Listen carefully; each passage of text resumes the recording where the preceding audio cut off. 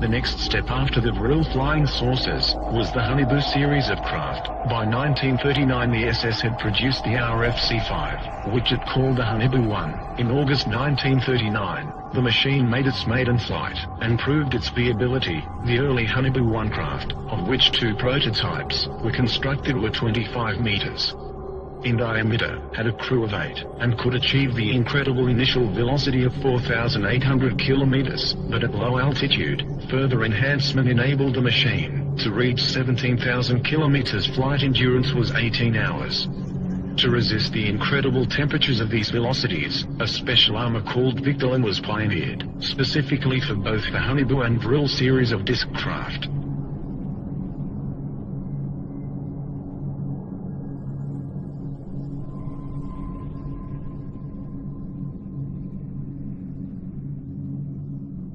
The Honeybu 1 had a double hull of Victolan. The early models also attempted to test out a rather large experimental gun installation, the twin 60mm KSK strong ray cannon. It has been suggested that the ray from this weapon made it a laser, but it was not. It could transmit a powerful energy burst suitable to pierce up to 4 enemy armor.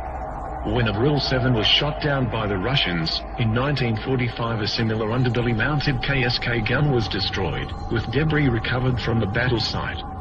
The heavy gun installation, however, badly destabilized the disc, and in subsequent Honeybu models lighter MG and MK cannon was supposedly installed. The Honeybu 1 first flew in 1939 and both prototypes made 52 test flights.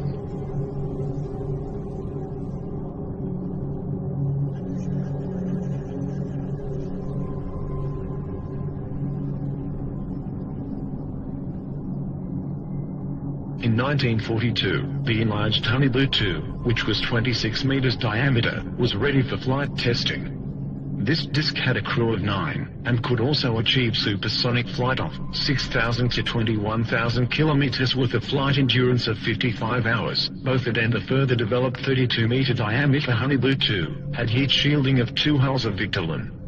The craft were constructed and tested between 1943 to 44.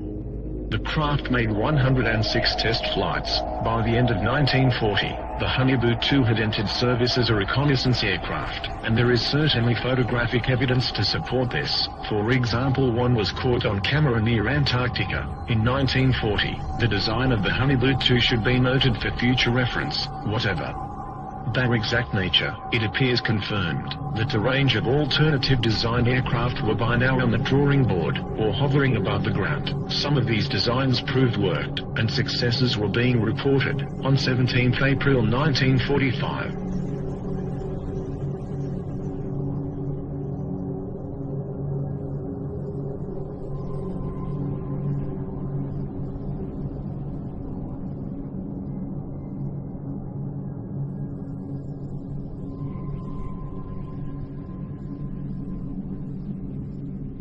by 1944, the perfected war model, the Honeybu 3, was tested. 2 prototypes were built. These massive machines, several stories tall, were crewed by 20 men. They were also capable of hypersonic speed beyond 21,000 kilometers. The SS had intended further plans for a 120-meter diameter Honeybu 4 were in the works, but no such craft is known to have been constructed before the end of the war.